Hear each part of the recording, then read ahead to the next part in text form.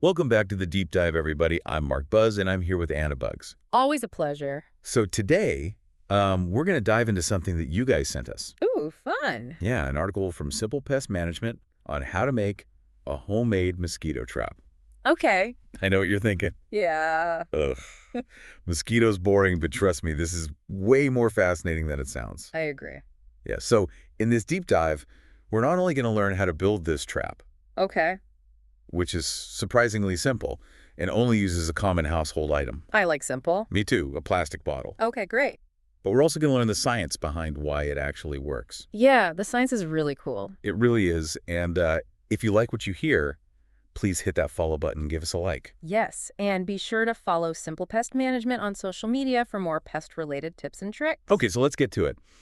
Why are these DIY traps so appealing? Well, the article highlights a couple of things. They're cost-effective, Right. environmentally friendly, and there's just something satisfying about building something yourself. Totally. And then seeing it work. Like you're outsmarting those pesky mosquitoes. Exactly. All right, so let's get into building this thing. Okay. The article outlines 4 steps. The first one is cutting the bottle. All right. Why is that so important? Well, you're essentially creating a funnel. Okay. And this funnel is key to trapping the mosquitoes because it guides them down into the bottle, but makes it difficult for them to get back out. Gotcha. So we've got our bottle trap set up. What's next? The bait. Okay. This is where it gets interesting. The article recommends a mixture of yeast, Okay. sugar, and warm water. I'm guessing there's a scientific reason for that specific combination? Absolutely, when yeast consumes sugar, Yeah. it produces carbon dioxide as a byproduct. Uh-huh. And here's the cool part. Female mosquitoes, the ones that bite us, Yeah. are highly attracted to CO2 because they need a blood meal for egg development.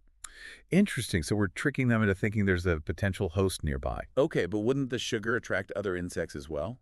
Yeah, that's possible, but the CO2 is a much stronger attractant for mosquitoes specifically. Gotcha. Oh, the article also mentions adding a drop of dish soap Okay. to the mix. Why is that? This breaks the surface tension of the water, ensuring that any mosquito that falls into the sugary solution drowns. So it's a multi-pronged attack. Yes. I like it. What about the next step? The article emphasizes covering the bottle with a dark cloth Okay. or black tape. Remember, mosquitoes thrive in dark, humid environments. So we're making a 5-star resort for these mosquitoes. Yeah, with a deadly twist. Exactly. All right, so we built our trap, strategically placed it. Okay. What kind of maintenance are we looking at?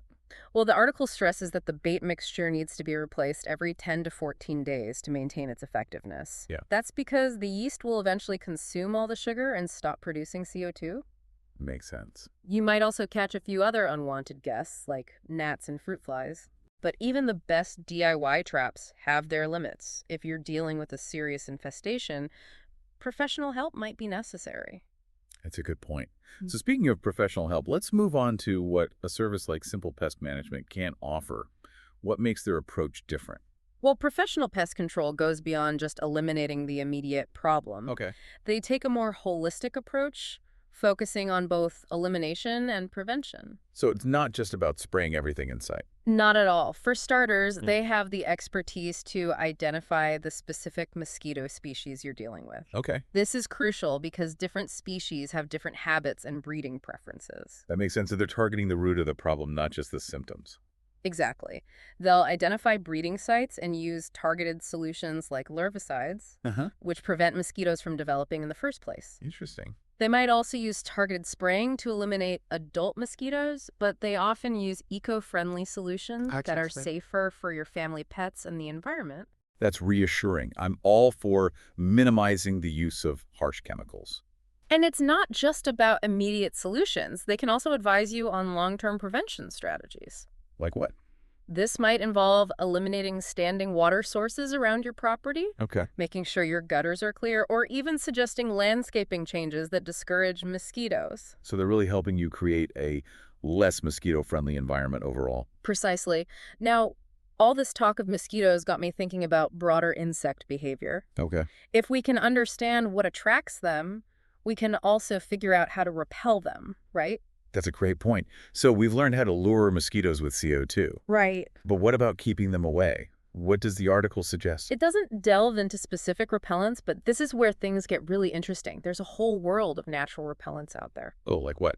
Certain plants, Okay. essential oils, Mm-hmm. even specific fabrics can deter insects. Wait, fabrics can repel insects? How does that work? It's all about the texture and scent. Some insects find certain fabrics unpleasant to land on, Mm-hmm. or are repelled by the natural oils in the fibers, for example. Tightly woven fabrics like denim are harder for mosquitoes to bite through. Fascinating. So what you're saying is that we can use our knowledge of insect behavior to our advantage in multiple ways. Exactly. It's Right. not just about traps and sprays. We can create a more insect-resistant environment using natural methods and smart choices. It's Yeah. all about understanding what they like and what they don't like. It's like we're speaking their language. Yes. Now, what about those other natural repellents you mentioned, like plants and essential oils? Well, there's a wealth of information out there, and it varies depending on the specific insect you're trying to deter. For example, citronella is well known for repelling mosquitoes. Right. Other plants like lavender, basil, and marigolds also have insect-repelling properties. So instead of just reaching for the bug spray, we can incorporate these plants into our gardens, Yes. or even create our own natural repellent blends using essential oils. Exactly, and it's a much more eco-friendly and often more pleasant approach than dousing ourselves in chemicals. Plus, there's something empowering about understanding how to manage these creatures using knowledge and natural methods. It's like we're taking back control. But before we get carried away, let's wrap up this part of the dive. Okay, so we're back, everybody, and we're talking about mosquito control. Right, and we were talking about how sometimes it makes sense to call in the pros. Yeah, when those DIY traps just aren't cutting it. Exactly. So let's dig into what a service like Simple Pest Management can offer. Okay, what makes their approach different? Well, they don't just focus on getting rid of the immediate problem. Okay, They actually take a much more holistic approach, focusing on both elimination and prevention. so it's not just about spraying everything in sight. No, not at all. In fact, they have the expertise to identify the specific mosquito species you're dealing with, Gotcha. which is really important because different species have different habits and breeding preferences. Right, so they're actually figuring out the root of the problem, not just the symptoms. Exactly. They'll identify breeding sites and use targeted solutions like larvicides, Larvicides. which prevent mosquitoes from developing in the first place. Interesting. They might also use targeted spraying to eliminate adult mosquitoes, Yeah. but they often use eco-friendly solutions Oh, okay. that are safer for, your family pets and the environment. That's good to know. I'm all for minimizing the use of harsh chemicals. Me too. And it's not just about those immediate solutions. They can Right. also advise you on long-term prevention strategies. Okay, so like what kind of stuff? Well, this might involve eliminating standing water sources around your property, Okay. making sure your gutters are clear, or even, suggesting some landscaping changes Right. that discourage mosquitoes. So they're really helping you create a less mosquito-friendly environment overall? Precisely. Now, all this talk of mosquitoes got me thinking about insect behavior in general. Yeah, If we can understand what attracts them, we can also figure out how to repel them, right? that's a great point. So we've talked about luring them in with CO2, Right. but what about keeping them away? What does the article say about that? It doesn't really get into specific repellents, but this is where things get really interesting. There's a whole world of natural repellents out there. Like what? Certain plants, Okay. essential oils, Mm-hmm. even specific fabrics can deter insects. Wait, fabrics can actually repel insects? How does that work? It's all about the texture and the scent. Interesting. Some insects just find certain fabrics unpleasant to land on Okay. or are repelled by the natural oils and the fibers, for example, like tightly woven fabrics like denim Uh-huh. are harder for mosquitoes to bite through. That makes sense. So you're saying we can actually use our knowledge of insect behavior to our advantage in multiple ways. Exactly. It's not just about traps and sprays, Yeah.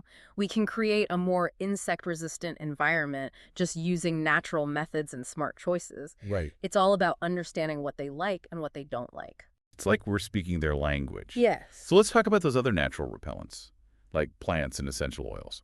Okay, well, there's a lot of information out there, and it Yeah. really varies depending on the specific insect you're trying to deter. Okay. Like, for example, citronella is well known for repelling mosquitoes, Right. and other plants like lavender, basil, and marigolds Mm-hmm. also have insect-repelling properties. So instead of reaching for the bug spray, we could incorporate these plants into our gardens, Yes. or even make our own natural repellent blends with essential oils. Exactly, and it's just a much more eco-friendly and often more pleasant approach, Yeah. than dousing ourselves in chemicals. Plus, There's just something empowering about understanding how to manage these creatures, Right. just using knowledge and natural methods. Like we're taking back control. Yes, exactly. But before we get too carried away, let's wrap up this part of the dive. Welcome back to the deep dive. So we've been talking about mosquito control. Yeah, all kinds of things, traps, repellents, even calling in the professionals. Exactly. And we were just talking about those natural repellents like the plants and essential oils. Right, such a fascinating topic. It really is. Yeah. So for our listeners who are ready to ditch the DEET and go natural, where do they even start? Well, the first step is research, Okay. because different insects are repelled by different things. Makes sense. So you need to know what you're dealing with, and then you can explore the repellents that actually work for those specific pests. So it's like a personalized pest control strategy. Exactly, tailored to your needs and your environment.